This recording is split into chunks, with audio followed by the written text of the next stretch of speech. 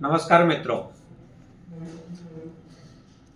ભારત સરકારે વિદેશથી આવતા કપાસ ઉપરની 11% જે ઇમ્પોર્ટ ડ્યુટી આયાત વેરો હતો એ નાબૂદ કર્યો. એટલે સ્વાભાવિક વિદેશનો કપાસ ભારતમાં આવવા માંડ્યો.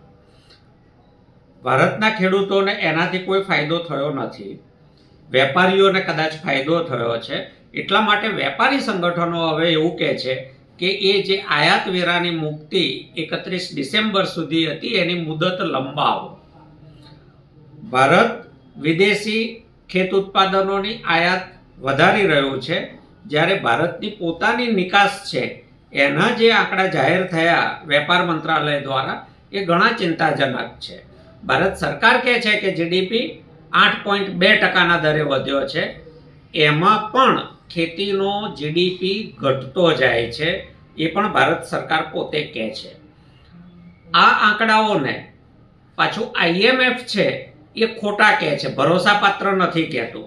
જો જે આંકડા ભરોસાપાત્ર નથી, વધારીને જાહેર કરેલા છે, એમાં પણ ખેતી દિવસે દિવસે નીચે જતી હોય તો સાચા આંકડાઓમાં ખેતી ક્યાં ઊભી હશે અને ભારત સરકાર એને માટે શું કરે છે એ આપણા સૌના માટે ચિંતાનો વિષય છે. આપણે ખેડૂત છીએ, આપણે આંકડા સમજવા જોઈએ. ભારત સરકારની દરેક હિલચાલ ઉપર આપણી નજર રહેવી જોઈએ, કારણ કે ભારત સરકારની હિલચાલ જ આપણી આવક વધારી શકે અને ઘટાડી શકે.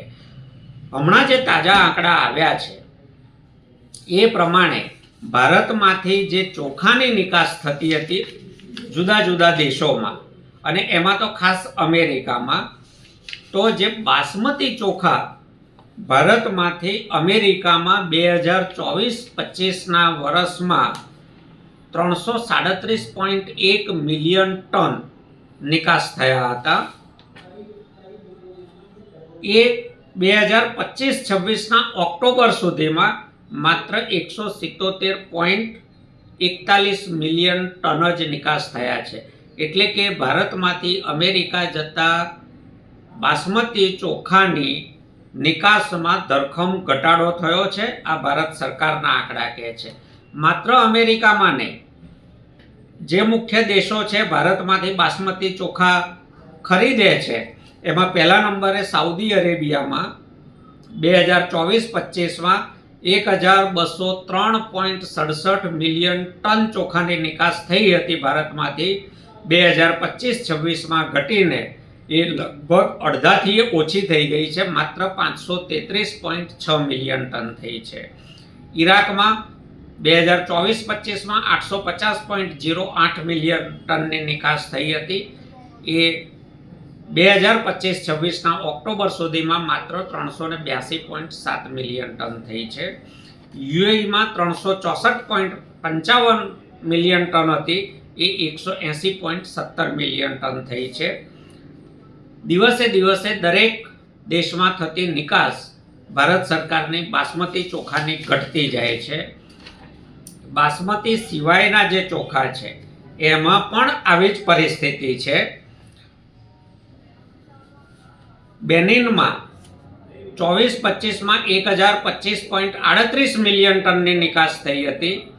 એ ચાલુ વર્ષે ઓક્ટોબર સુધીમાં માત્ર 338.77 મિલિયન ટન થઈ છે.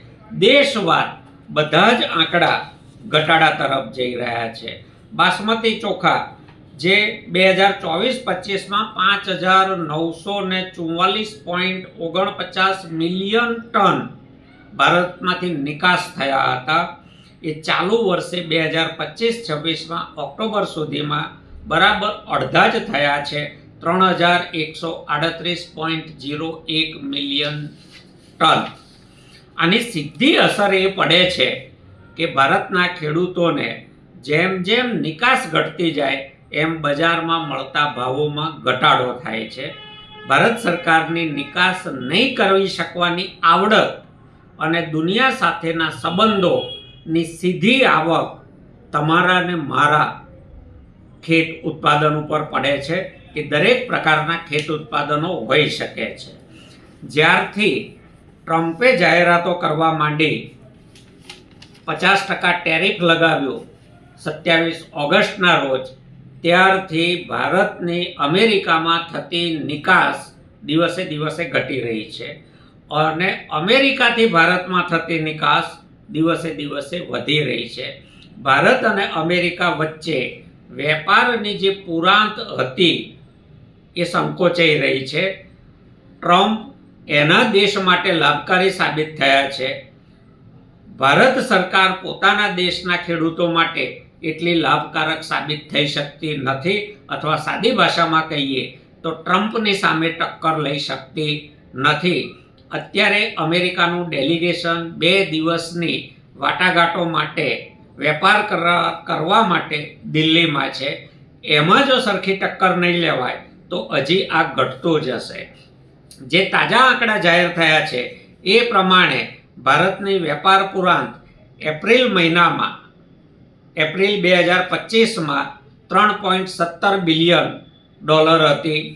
ઓક્ટોબરમાં એ ઘટીને $1.45 બિલિયન થઈ ગઈ.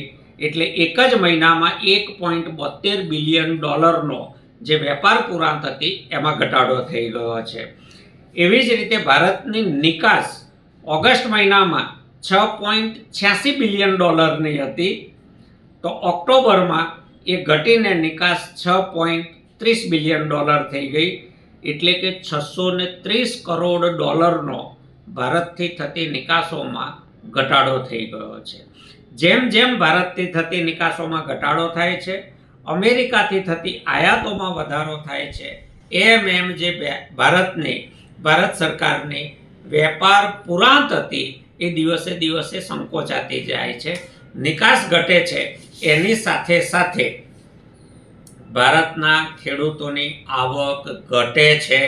કારણ નિકાસ નથી થતી એટલે બજારમાં માલના ભાવ મળતા નથી, વેપારીઓ આપતા નથી, એટલે ખેડૂતોના ખિસ્સામાં પૈસા આવતા નથી.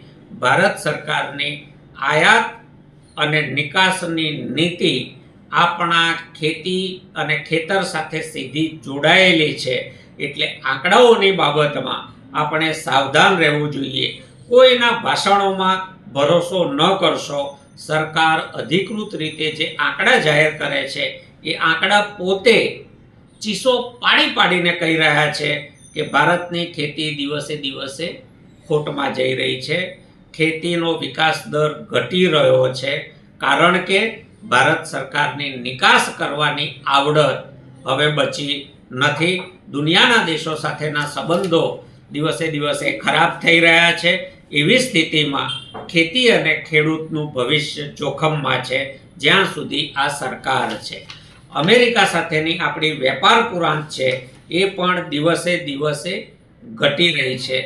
જેમ જેમ ભારતની વેપાર પુરાંત ઘટતી જશે એમ ડોલર મોંઘો થતો જશે અને એની અસર ભારતના આખા અર્થતંત્ર ઉપર પડશે. રશિયા પાસેથી તેલ નહીં ખરીદવાની અમેરિકાની શરત ભારત સરકારે જાહેરાત કર્યા વગર પૂરી કરી. સસ્તું મળતું તેલ લેવાને બદલે ભારત સરકારે બીજા દેશો પાસેથી મોંઘું લેવાનું તેલ શરૂ કર્યું.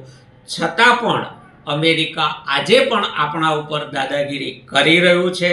આપણે સામે જવાબ નથી આપી શકતા.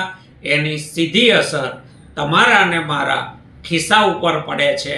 આ વાત જેટલી વહેલી આપણે સમજીશું એટલા વહેલા ગુજરાતના ખેતી અને ખેડૂત દેવાના ડુંગર તળેથી બહાર નીકળશે. ફરીને કહું છું, આંકડાઓ વાંચો, આંકડાઓ સમજો અને આંકડાઓને આધારે સરકારનું મૂલ્યાંકન કરો. ભાષણ અને ભવાઈ આપણું ભવિષ્ય નહીં ઘડે. ખૂબ ખૂબ આભાર મિત્રો. ફરી આપને વિનંતી કરું છું, મારી YouTube ચેનલને આ પ્રકારના આંકડાઓકીય માહિતી મેળવવા માટે વધારે ને વધારે શેર, ફોરવર્ડ અને ફોલો કરતા રહો. આભાર.